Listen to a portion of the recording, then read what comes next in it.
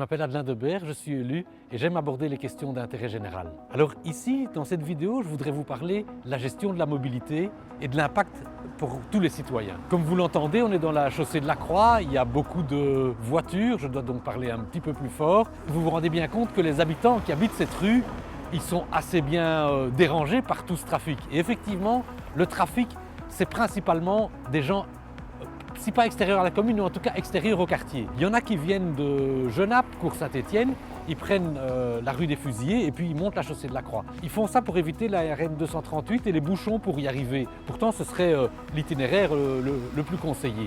Si vous êtes habitant de cette rue, vous vous rendez immédiatement compte que vous aimeriez qu'il y ait moins de trafic, qu'on coupe la rue, qu'on mette des interdictions, des sens uniques. Aussi pour ceux qui travaillent et qui habitent dans le centre de Tigny et qui veulent travailler à Louvain-la-Neuve en vélo, mais monter en vélo ici en étant pressé par les voitures, c'est vraiment très dérangeant. Donc il y a beaucoup de raisons pour lesquelles on pourrait aménager cette rue, surtout en matière d'interdiction par exemple de monter des véhicules. Lorsque la rue a été coupée, les habitants étaient très heureux.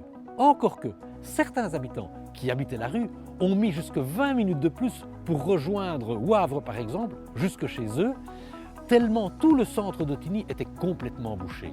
Le même genre de problème se pose aussi pour la circulation du centre de Tigny. Et là, à un moment donné, les habitants ont imaginé de circuler en boucle, de faire un sens unique et des boucles autour du centre. En fait, cette idée a dû être abandonnée parce qu'il y avait plus de trajets, plus d'émissions de CO2 et globalement plus d'inconvénients que d'avantages. Et ça me permet de dire que j'envisage l'action politique comme le fait de chercher des solutions pour que globalement, il y ait plus d'avantages que d'inconvénients. Ça n'est pas toujours facile et parfois on se trouve dans des dilemmes, dans des choses difficiles à concilier et on ne peut pas malheureusement satisfaire tout le monde.